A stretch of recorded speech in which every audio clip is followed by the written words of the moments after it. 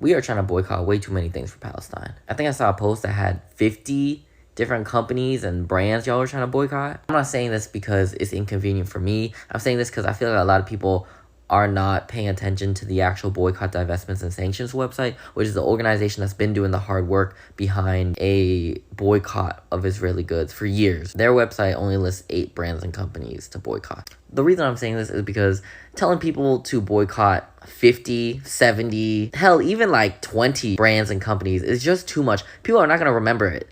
When you go to the grocery store, most people aren't going to check every single item they put into their cart against, a list of 50 brands to see if it's boycott or not. So what's going to end up happening is you're going to have like 50 different brands and companies on a list that you're boycotting, and people are just going to be so overwhelmed they're not going to even try. Or you're going to have people picking and choosing a few that they kind of remember, but the boycott is so spread out between like so many different brands and companies that it doesn't have any impact. The point of a boycott is to like accumulate pressure on a few specific brands and companies so that they yield to public pressure. And the boycott, divestments, and sanctions movement, BDS, they've done the work of identifying the companies that do the most harm because of their activities and contribute the most to supporting Israel's apartheid system. According to the BDS website, here are the brands and companies you should actually be boycotting, and there's only 8. HP, which sells like computers. Simons or Siemens, I don't know, it's a tech company, that does security and electronic systems. AXA or AXA, I don't know, which is an insurance company. Puma, which sells shoes. Generally just all fruits and veggies that are grown in Israel, since Israel steals Palestinian land to grow that food. SodaStream, which sells like carbonated water and carbonated products, stuff like that. Ahava Cosmetics, and of course Sabra, I don't really know how you say it. It's the shitty hummus. But yeah, that's it. This isn't to like hate on anyone that's sharing these lists, by the way. Just remember to emphasize those 8 companies and brands, and anything else is extra. For real. Like anything else is like, oh, that would be great if we got steam going on that. But like, trust the organizations. Trust what the people on the ground, trust the Palestinians, what they're saying to target, all right?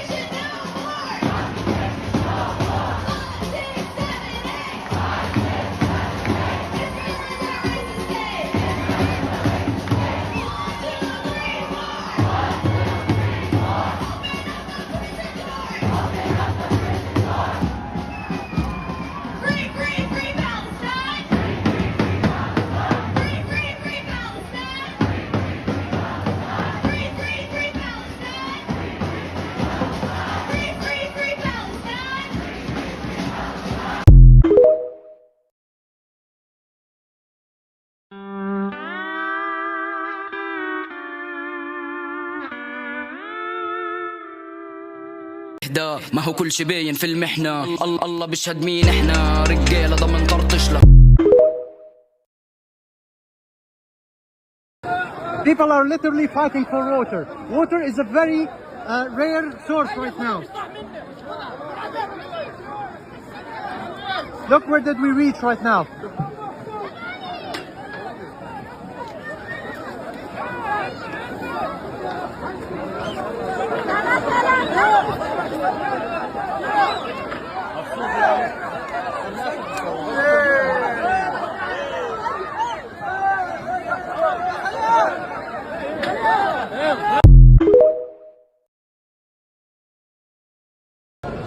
Starving to death has officially started in Gaza.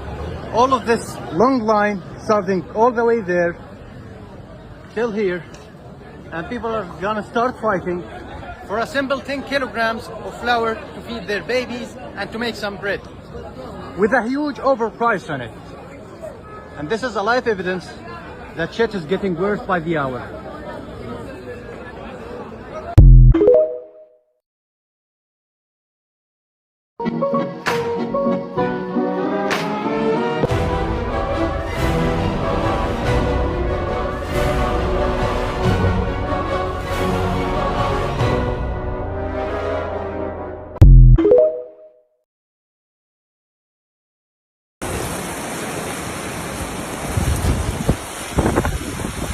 It's raining. Hundreds of thousands of people are in tents. They don't have any place to go or in the streets. I'm one of them. It's cold, it's windy, it's raining.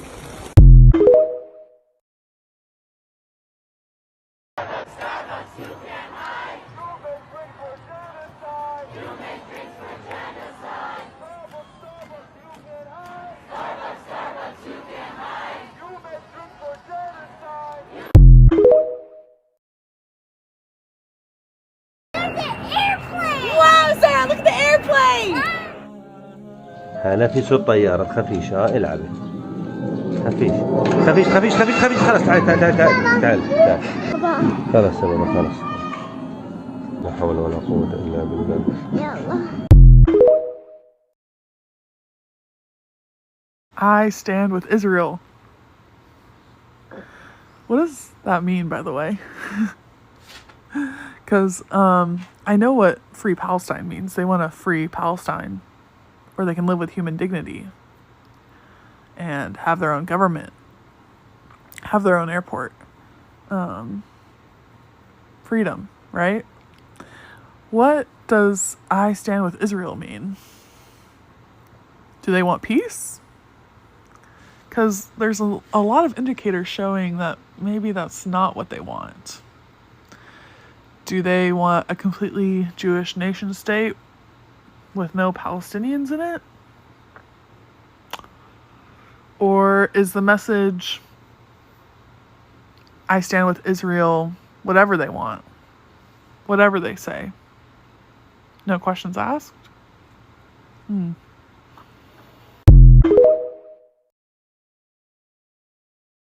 What a shame it would be if the Thanksgiving Day parade was somehow blocked by pro-Palestinian activists this year. What a shame if this Thursday, November 23rd at 8:30 a.m., 77th Street and Central Park West, going all the way to Herald Square. What a shame it would be if pro-Palestinian activists somehow either blocked it or made it about Palestine this year.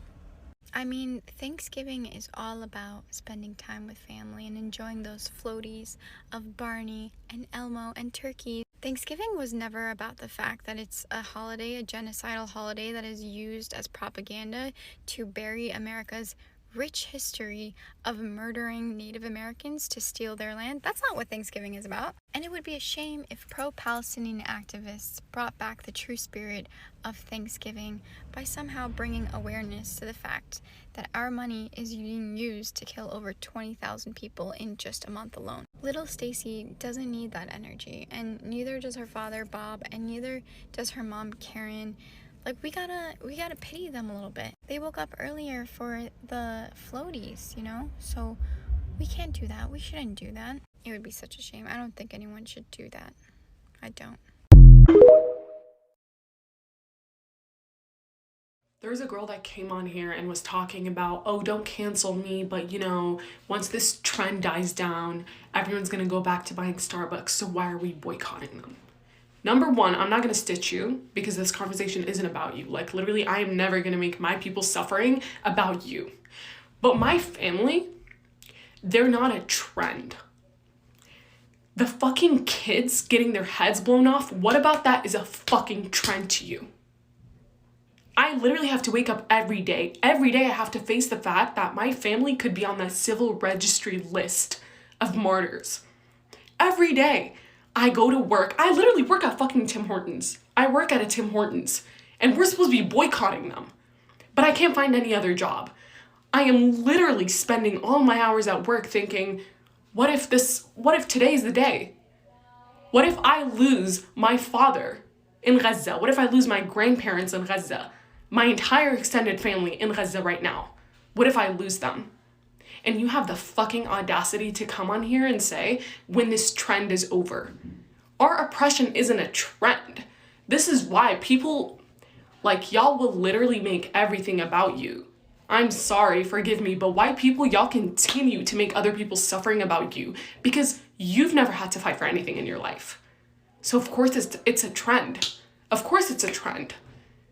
But it's not for us. This is our reality. Every day we have to fight to keep our reality, our identity alive. I'm literally done. If I see you with a Starbucks drink in your hand, get the fuck away from me. Get away from me. Don't speak to me. Do not speak to me. Because for us, this is a cold, harsh reality. It's not a trend. So I literally, again, you managed to make this about you. I don't know how, but I'm done. I'm done having civil conversations with people. Like, I'd rather just, you know, go to the protests on my own, boycott on my own. I just can't do this anymore. I'm going to be reading some of the most horrific experiences I've ever read about in my life. The experiences of those who are currently under incessant and inhumane attack via bombs, some of those being phosphorus, among a long list of war crimes. If you're not sure what you can do to help the Palestinians in Gaza, please consider donating if you have the means to Medical Aid Pal on Instagram to help the people in Gaza experiencing the following horrors. All 30 of us sit in a small room by the light of the phone, waiting for death. The smell is very strong. The smell of phosphorus burns the eyes and shortens the breath. I hope this nightmare ends. We are innocent. We were subjected to indiscriminate shelling, and everyone left the area to safer area, but nothing is safe here. Wherever you go, it is under bombardment. Genocide, my friend. Massacres and chilling scenes. For 3 days here, we cannot go out and we cannot raise our heads. We are all waiting for death for 3 days without food and running out of water. Maybe now I'm writing you for the last time. No words can describe the fear and death that we are witnessing in our eyes. We die hundreds of times each moment. Support us with electricity and water. I am writing now and feeling that I will be dead in any moment now. May the ones who turn their back be cursed and the ones who are silent about justice. If they bomb me or my house now, I will take it proudly for my home country. We died millions of times from fear and anxiety. Those feelings killed us. Wishing to be martyred as soon as possible, it is better than this pain. We are dying. The sound of airstrikes is horrifying. I keep telling my younger brother not to be afraid and not to cry, but I swear I'm the one who is in horror and feel like I want to weep. Adnan, save us. They cut off the water. Let them cut off anything they want. Even let them starve us. But please, not the water. I have 2 babies. Hi guys, I'm going to show you how literally easy it is to call your representatives to demand a ceasefire. So first you're going to go to 5calls.org. And then when you get there, you're going to get a screen like this with a lot of different prompts. And it's going to say set your location. Mine's already set because I've already done this. Baldwin, Missouri. And then you're going to click call for de-escalation and ceasefire in Israel and occupied Palestine. And then once you go there, you're going to get a list of all your representatives. And it's going to give you all their phone numbers. And then there's a script that's on here. I'm going to read the script for you when I call. And then I'm going to do another call and just show you guys that you don't have to read the script. You can say what you need to say. But the most important thing is make sure you say your zip code. Make sure you say that you are a constituent. And then say that you are demanding a ceasefire. And then it also helps them for their analytics to know once you're done calling, scroll to the bottom and click what you got. Did you contact somebody actually in the office? Was it voicemail? Or were they unavailable? And then you can skip and then go to the next one. So I'm going to make the first call.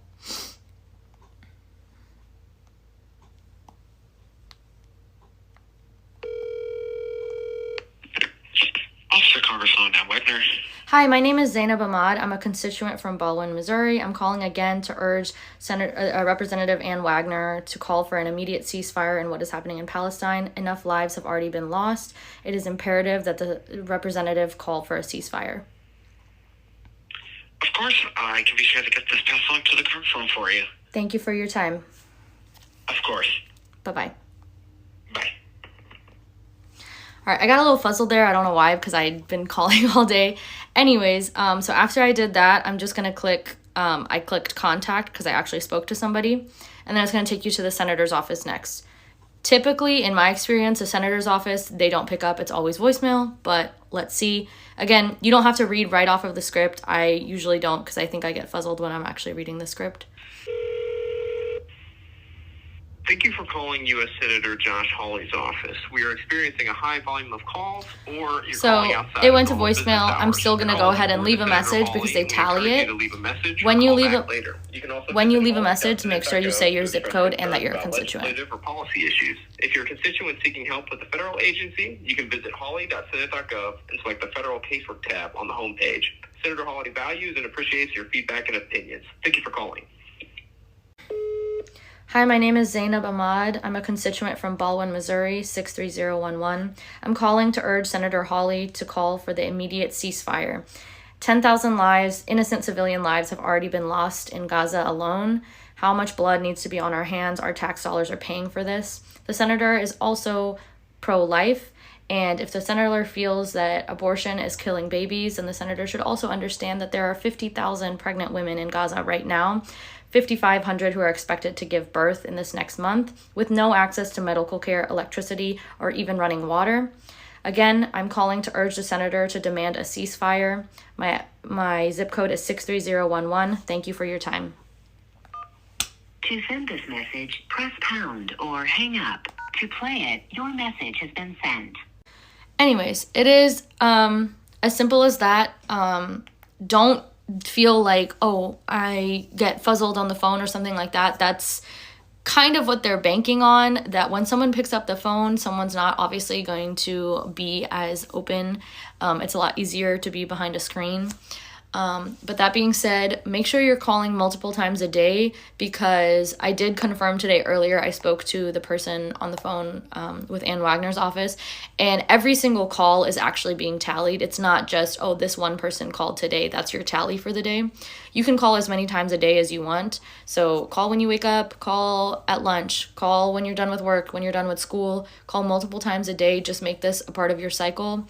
For my Muslim followers, make this like as integral as a part of your salah and part of your prayer. Like, you can be calling after every prayer. You already have a little break that you know that mentally that I have to do this. So be calling, because they are listening. And I actually had the person at Ann Wagner's office today tell me that there has been an increase of people calling. So it is working. They are listening. You guys just need to put more pressure. I'm going to read some pretty horrific comments that got left on a post that I made in support of Palestine, and then we're going to loop back and we're going to talk about them. This video is the textbook definition of natural selection. I think all normal people shouldn't interfere and let the process take its course. You couldn't even point to the region on a map. It's very bold of you to start getting involved in their domestic politics, because if you literally took a moment to understand the definition of genocide, you would know Palestine's population has tripled in the last 10 years. And which filter helps Israel? Innocents are dying on both sides. War itself should be condemned. Stop picking sides. Palestine did this to themselves, TBH. I feel like y'all don't know what genocide means. It means they are trying to eradicate an entire group of people. Palestinians have literally doubled. I don't know where you are from, but I'm also tired of the occupier and colonizer bit coming from all of the Americans. America is a colonized country. We shouldn't promote our personal political opinions and ideologies on an app used by kids. Just educate them and let them think and decide on their own. I mean, if you support bombing of Gaza, go ahead and support Palestine, because they have also bombed Gaza. Why don't you go to Gaza and help them? Do you know what the Palestinians in Gaza would do to you? Haha, you have no idea. I'm gonna start very broadly. Apathy is a powerful tool of oppression. If they can make you feel apathetic, feel nothing, go from caring a little bit and push you down the slide towards not caring at all, feeling nothing, feeling neutral, then they have won. They have leveraged the tool of apathy to sway you into inaction. If they try to make it feel bigger than you, beyond your reach, too far away, too confusing, these are all manipulative tactics to get you to become apathetic, to stop caring about other people. They'll make you question if you actually know what you're talking about. Can you point to it on a map? I bet you can't. Therefore, you don't have a right to have an opinion. Do you even know what the word genocide means? Their population has literally doubled or tripled, depending on who's commenting. You can have a genocide and a population that is growing. Genocide is the attempt to eradicate an entire group of people based on where they are from, who they are, etc. Both can be true, and this is the difficult thing. You sometimes have to hold two truths at once to get to the nuance of a situation, but that is not how you continue to push people towards apathy. You want them to feel like it is not their place, that they don't know enough about this to have an opinion. They want to catch you contradicting yourself. They want you to be grappling between these two things and not realizing that both can be true. It's not your place, because if you're in America, you're also a colonizer. You live on land that was stolen. So you actually don't have a right to talk about colonization in other places. Yes, as an American, I live on land that was violently and continues to violently be colonized, stolen, taken.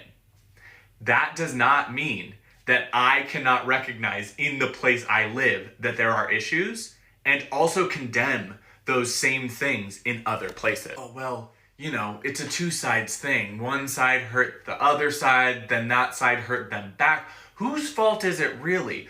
Gaza was bombed both by Israel and by Hamas, so I can't really know which side is right. If you look into the history of the Palestinian and Israeli conflict, it is so readily apparent that there is a power dynamic at play. Even now, we have highly sophisticated missile systems being used against people with a couple dozen grenades, 5 or 6 rifles. And the response is to bomb hospitals and refugee camps. If you cannot see that there is a power imbalance at play, then you will obviously not see the genocide that is actively happening. Because for you, it will be a two sides thing.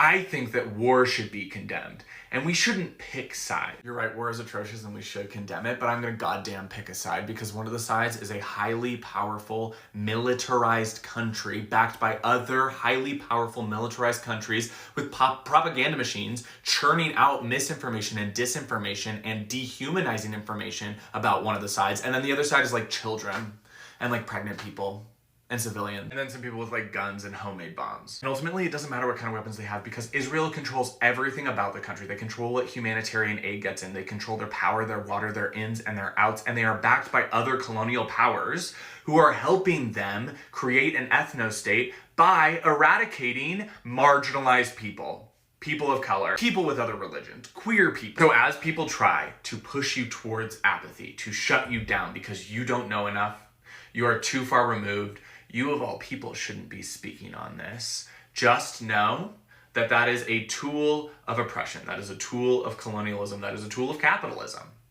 Is to make you feel powerless so that you do nothing. So do something. Do anything. These fucking filters are getting better too. Use these filters. The money that is made from these filters goes to support Palestine. The first filter for change already reached the $14,000 cap. But you can use this filter and then post it privately, and that will still count towards the total count. Keep boycotting. Stop going to Starbucks. Stop going to McDonald's. It can sometimes feel like you are disconnected, especially when movements are centered through social media and spread across the entire world. It can feel like you are disconnected, like your choices don't really matter, but they do. So keep making those choices. Or in the case of boycotting, not making choices. Don't go to Starbucks. It's expensive and it's bad anyway. Keep boycotting. Keep promoting voices on the ground, Palestinian voices that are speaking out on these issues. Boost those posts, comment on those posts, like those posts, share those posts. These are ways that you can continue to be engaged, even as it feels like there are 1,000 things happening at once and you are morally exhausted. That is okay, that's a normal feeling, but just keep going in small, manageable ways. Because there's people in the world like this who think the children, civilians, innocent people that are being killed brutally deserve it. They do not think of them as human beings. And your care and compassion is such a powerful tool to combat dehumanization. And remember, even the people who have killed people don't deserve to die, don't deserve to be bombed indiscriminately. They are still human beings. Humanize all of these people to your friends and your family, to people both sides. Your compassion is what will combat apathy. And if we are not apathetic, then we are doing things. And if we are doing things, hopefully there will be change. Thank you for letting me get on my soapbox. I've been sitting on those comments and fuming for a very long time. Keep going. You're doing great. This is what you should know about Queer Palestinians Part 2. They were asked to find Palestinians that are members of the LGBTQ community so that we can pressure them. Pinkwashing by the Israeli government comes in many forms, but a lot of people have a hard time believing specifically this one method. That's why I've met with an ex-IDF soldier who's now part of breaking the silence. The fact that a Palestinian man is a gay man, that doesn't want everybody to know that he's a gay man, and we are taking him out of the closet unless he would walk with us. Yeah. And when you say walk with us, you mean be an informant? Yeah, be an informant. They are forced to cooperate in different things. 1. Tell us about where they hide things, who went to a protest, who said this or that thing. 2. As a soldier, we did operations. The Secret Service came with us, with a Palestinian man that he pointed at houses and said, over there is a gun. And he's inside a car. Yeah. And he's pointing at houses, and then we raid inside, we search, we take everything. We are using, we're using pinkwashing, right? The gay parade in Tel Aviv and in Haifa and Jerusalem. We're a liberal state, we're a democratic state and all of that. But we're doing 180 degrees different over here in the West Bank. Now let's repeat that. We're a liberal state, we're a democratic state and all of that. But we're doing 180 degrees different over here in the West Bank. Let's repeat that one more time for my people in the back. We're a liberal state, we're a democratic state and all of that. But we're doing 180 degrees different over here in the West Bank. Thank you. The vast majority of humanitarian aid is not reaching Gaza, and one of the most important factors when it comes to helping a group of people achieve liberation is our ability to pivot. So we know aid is by and large not getting into Gaza. What can we donate that will actually get to the people over there? And the answer is eSIMs. They are worried about a possible full blackout. If another blackout happens, Israel is free to commit a silent genocide on Palestinian people. So how do you donate? You go to Gaza eSIMs and you can click one of these links. Mogo is the cheapest one, with plans as little as $2.50. Once purchased, you'll be given a QR code. You screenshot it, do not activate it, and send it to this email. By doing this, you are ensuring that journalists and other people in Palestine have access to internet services even during a blackout. And if you want to make sure of the validity of this effort is ran by Mirna, who regularly posts on her X account to show that these are being distributed to people in Palestine. And even if you don't have a single penny to give to this cause, there is something very simple that you can do to help. Make sure people see this message. Because while you might not be able to buy one, the more people that see this message, the more SIM cards we can get people in Palestine. I'm going to talk for 2 minutes. I need you to listen. If you are not angered, if you are not affected, if you are not compelled to act by what is happening in Palestine right now, you are a bad person. Yesterday was the time to change that. Today is a good second choice. Every 10 minutes, a child in Palestine is murdered. There are thousands of children that have seen their parents, their entire families, murdered in front of their eyes, have carried their bodies through the streets.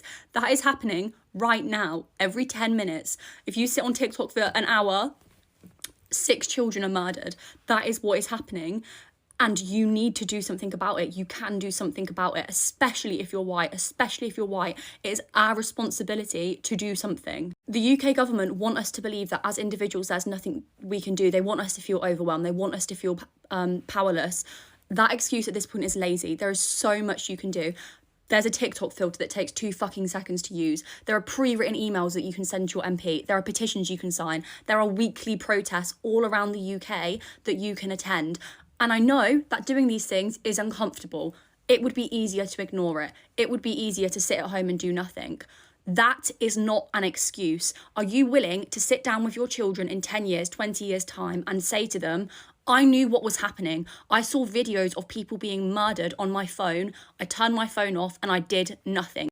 As I'm posting this video, I'm going to post another video where I've put links to I've linked accounts that you should be following, petitions that you can sign, websites where there's pre-written emails that you can send to your MP. And there's a website called Palestine Solidarity Campaign where they post all the latest kind of events, rallies, protests, marches that you can be going to in your local area. I don't know how to say this in a way that will get through to you if other people haven't gotten through to you already, but I want you to think about this. I am not willing to stand by and do nothing while children are murdered. Are you?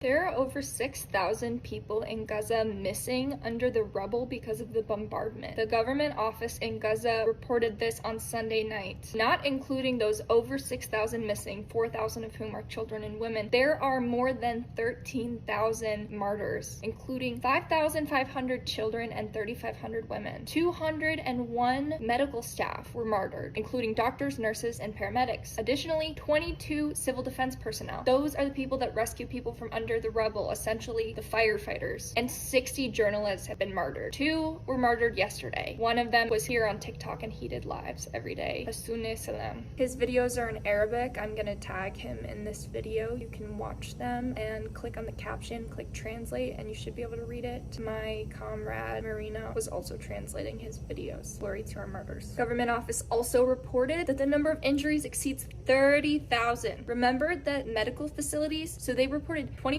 hospitals and 52 health centers are out of service due to the Israeli aggression. So more than 30,000 injuries. 75% of those are children and women, and they don't have care. Dr. Ghassan Abu Sita said on Al Jazeera earlier today, and he's the doctor that held the press conference at the El Mamadani hospital after the massacre last month. He said that over 800,000 people in North Gaza now have no medical provider because every hospital is out of service. The government office in Gaza reported that there are over 1,330 massacres committed by the Israeli occupation army. The occupation also targeted 55 ambulances, while dozens of ambulances are out of service due to fuel depletion. Quote, "We hold the occupation and the international community responsible for turning Al-Shifa Hospital into a mass grave." So much of the infrastructure, of the life, of the culture of Gaza has been destroyed. The government office reported 83 mosques have been completely destroyed, 166 were partially destroyed, and 3 churches have been targeted. 97 government headquarters have been destroyed. 262 schools have been destroyed. 43,000 residential buildings completely destroyed. Remember, these buildings, there are houses which are usually multi-level. Some of these houses are like 5 levels because they contain multi-generational huge families and also huge apartment blocks. Every one of those buildings is not just a small house. These are huge buildings that housed so many people. 225,000 residential units have suffered partial demolition. This means that about 60% of residential units in the Gaza Strip were affected by aggression, either completely demolished or partially damaged and unfit for living. This comes at a time that winter is setting in. What does winter mean in Gaza? It means rain. It means a lot of rain and cold. People that don't have anywhere to stay are in tents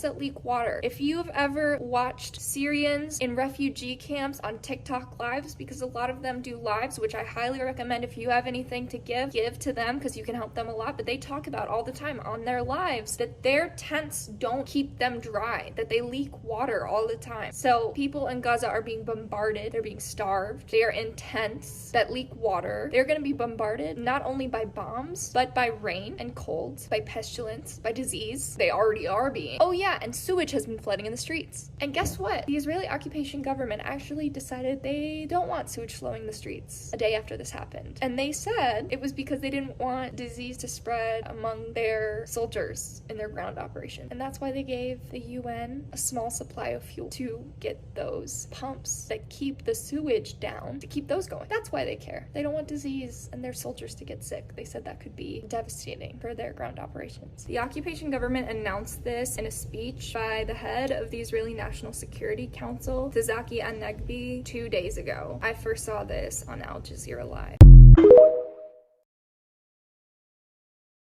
I'm gonna need you to spare 1 minute of your life to listen to this press conference held by the Palestinian children of Gaza, who are inviting us to protect their lives that we are destroying.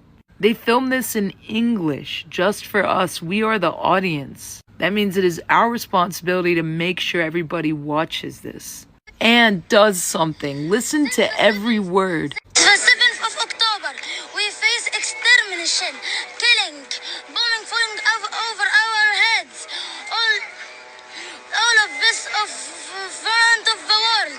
They lie to the world that they kill the parties, but they kill the people of Gaza, their dreams and their future. Kids of Gaza run out of death once and once. We come to Al-Shifa hospital to keep us from bombing. We suddenly run out of death more after bombing the hospital.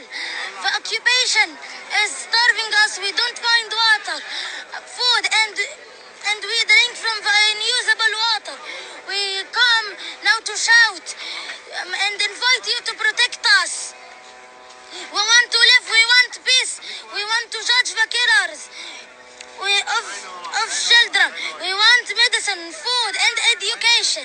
And we want to live as the other children live. Did you get all that? Now go take this anger, sadness, everything you're feeling and do something. People are shutting down weapons factories. There's a lot we can do. They're inviting us to protect their lives.